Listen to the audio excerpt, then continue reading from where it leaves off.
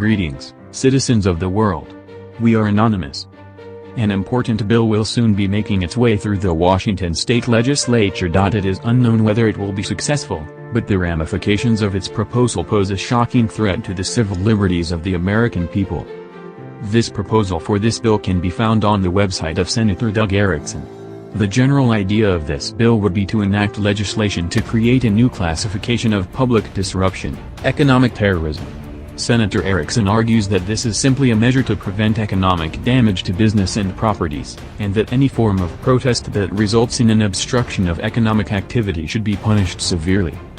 While the senator insists that this law would only be used on protesters that endanger the lives of others or attempt to coerce citizens or the government into action by using methods involving fear, intimidation, and vandalism, the terms of the proposal are simply too broad to disallow abuse.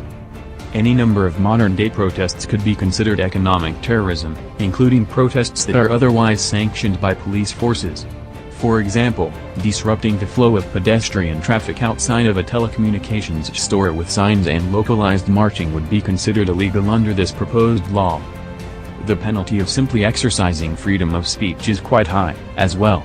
The proposal suggests that economic terrorism be considered a Class C felony, punishable by up to 5 years in prison and a $10,000 fine. Unfortunately, the misguided nature of the bill does not end there. The proposal, while continuing to use overly broad terms that imply a terrifying amount of arbitrary decision-making, demands protesters who are found to be causing economic disruption, which, again, is incredibly loosely defined, be forced to pay up to 3 times the amount of economic damage the affected party deems has been done.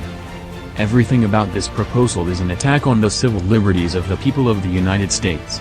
This proposal is nothing but an attempt to continue depriving the citizens of America of their Constitution-given rights. Unfortunately, the only way to ensure that this does not get passed is to take action yourself. Write letters and make phone calls to the Washington senators.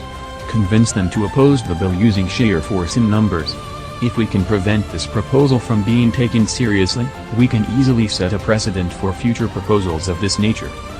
Join us in #Sentry and the Anonymous IRC for continuing discussion on this and other governmental changes that violate your basic rights. Please help our cause by using #Sentry and #Economic Terrorism, as well as sharing news and opinions online through social media.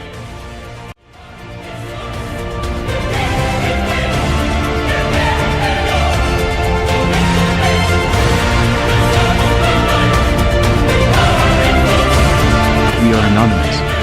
We are legion. We do not forgive. We do not forget. Expect us.